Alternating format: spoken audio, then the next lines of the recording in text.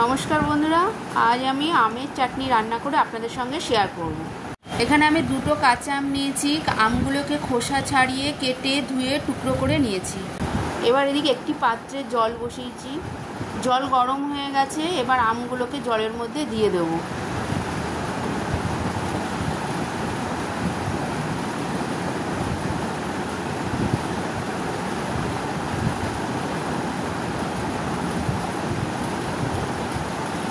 জলের মধ্যে এবার হলুদ দিয়ে দিলাম।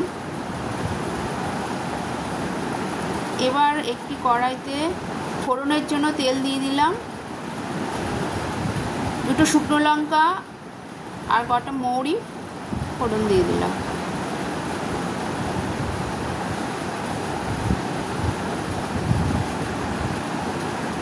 লঙ্কা আমার ভাজা হয়ে গেছে। এবার আমি জল দিয়ে দিলাম।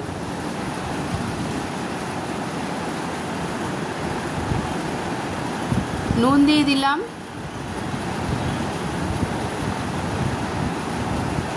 হলুদ দিয়ে দিলাম। এবার এটাকে ফোটালাম আর চিনিটা দিয়ে দিলাম। চিনি দিয়ে ভালো করে নেড়ে নিতে হবে। চিনি গলে গেলে আমগুলো আমি দিয়ে দেবো এর মধ্যে। এদিকে আমগুলো যাতে বেশি সিদ্ধ যাতে না হয় সেদিকে দেখে নিতে হবে। আম সিদ্ধ আমার হয়ে গেছে। এবার আমি আমগুলো নামিয়ে নেব।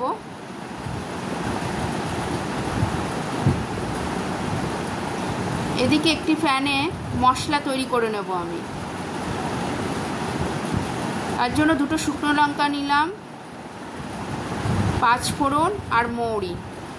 এগুলোকে বেশ ভালো করে হালকা লাল লাল করে ড্রাই রোস্ট করে নিতে হবে।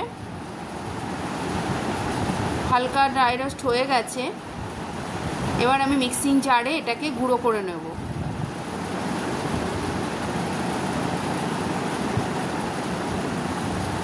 সিদ্ধ করা আমগুলো দিয়ে দিলাম।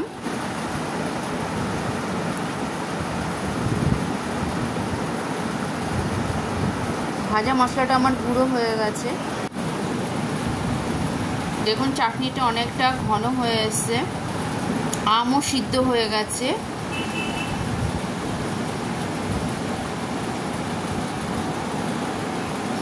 এবার আমি গ্যাসের ফ্লেমটা অফ করে দিলাম আর ভেজে রাখা মশলাটা দিয়ে দেব।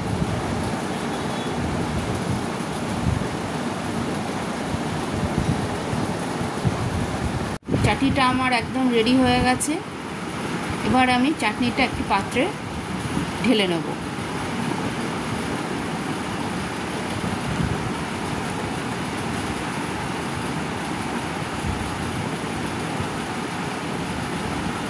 দেখুন চাটনিটা কত সুন্দর হয়েছে। এরকমভাবে আমার স্টাইলে একবার চাটনি বানিয়ে রান্না করে খেয়ে দেখুন, দারুণ লাগবে। তাহলে আজকের মতো আসি বন্ধুরা, নেক্সট ভিডিওতে আবার দেখা হবে। টাটা।